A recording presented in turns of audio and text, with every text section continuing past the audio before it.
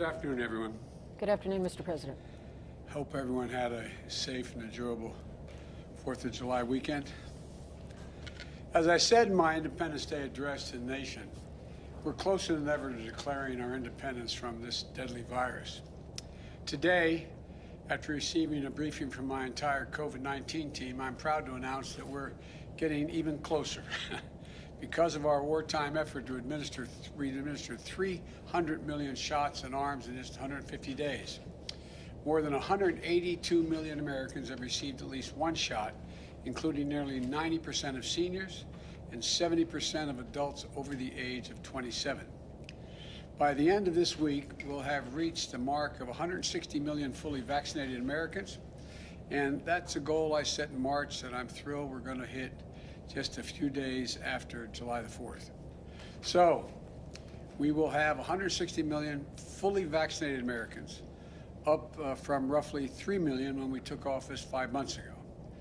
We see why it matters. COVID-19 cases and deaths are down by 90% since January. Millions of fully vaccinated Americans are getting back to living their lives as they did before. Businesses are reopening and hiring and rehiring.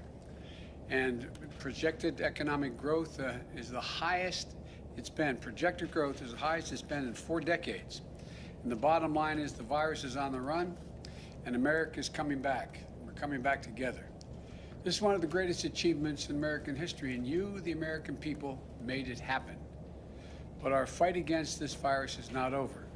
Right now, as I speak to you, millions of Americans are still unvaccinated and unprotected. And because of that, their communities are at risk, their friends are at risk, the people that they care about are at risk. This is an even bigger concern because of the Delta variant. In today's briefing, we discussed how the Delta variant is already responsible for half of all cases in many parts of this country. It's more easily transmissible, potentially more dangerous.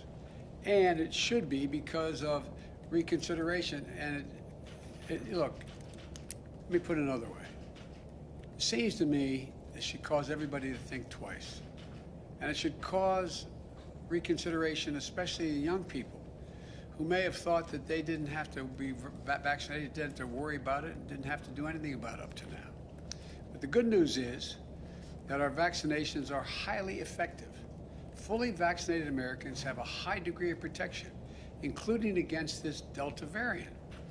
Study after study after study has shown that since early May, virtually every COVID-19 hospitalization and death in the United States has been among the unvaccinated. So if you're vaccinated, you're protected. But if you're unvaccinated, you're not. And you're putting yourself, more importantly, maybe from your perspective, your family, and your friends at risk. So please get vaccinated now.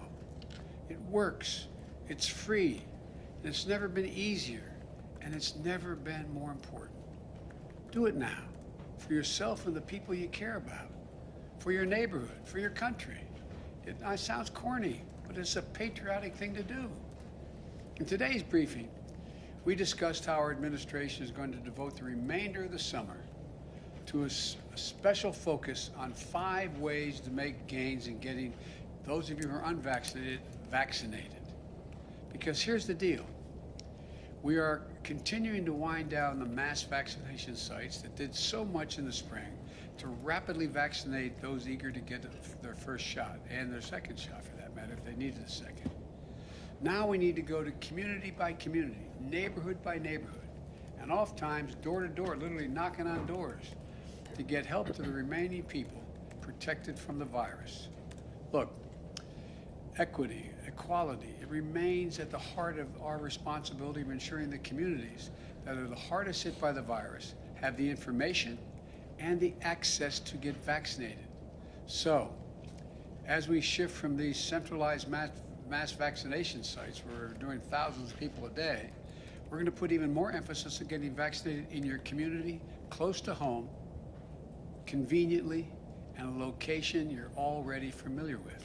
First thing we're going to do, this includes 42,000 local pharmacies where folks with questions can talk to the pharmacists they know and already have dealt with.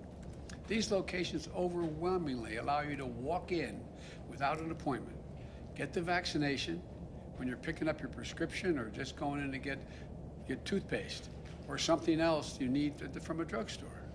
Second, my team is going to place renewed emphasis on getting the vaccines to more and more family doctors and healthcare providers, so more Americans can get the shot at their doctor's office from the folks that they know and they trust the most.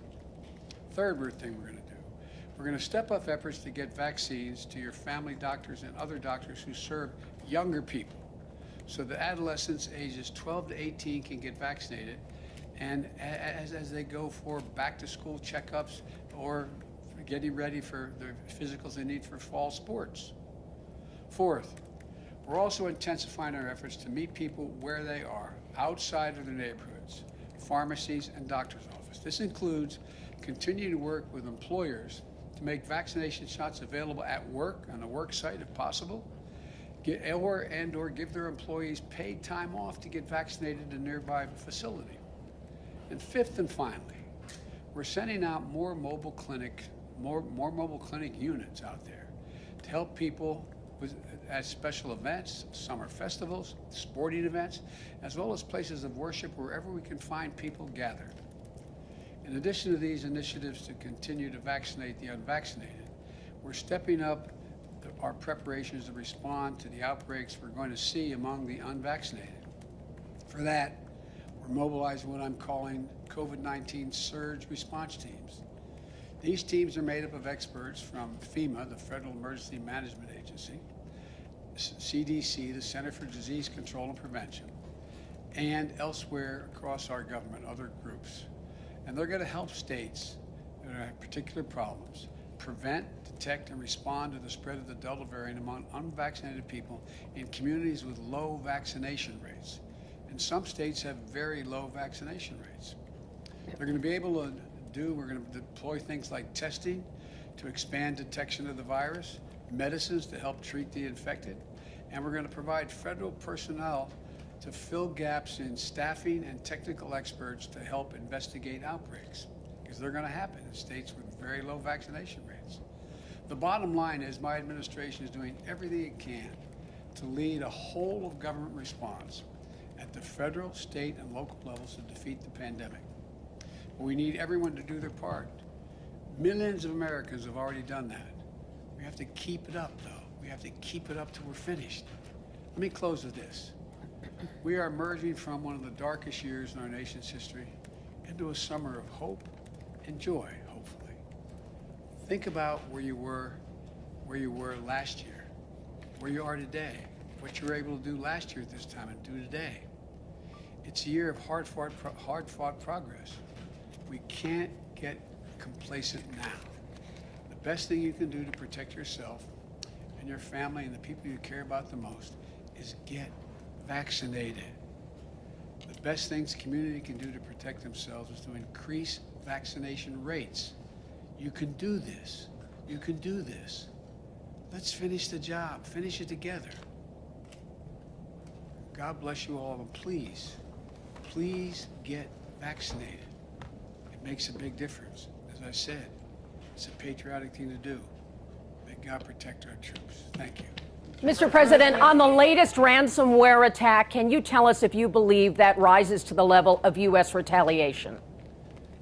I can tell you a couple things. I received an update from a national security team this morning. It appears to have caused minimal damage to U.S. businesses, but we're still gathering information to the full extent of the attack, and I'm going to have more to say about this in the next several days. We're getting more detail and information, but that's what I can tell you now, and I feel good about our ability to... Mr. President. Is Putin testing you, sir? Mr. President, you speak twice about the Delta variant. What did you mean by that? Would you reconsider your airstrike policy? Okay.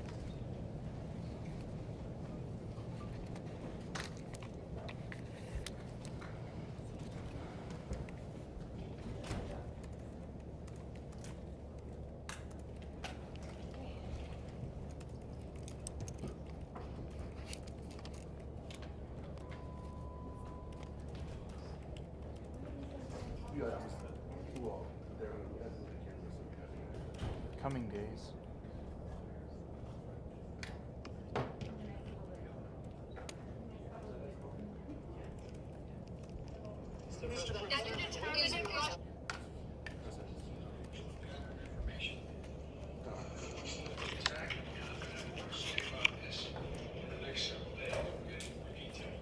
In the next several days.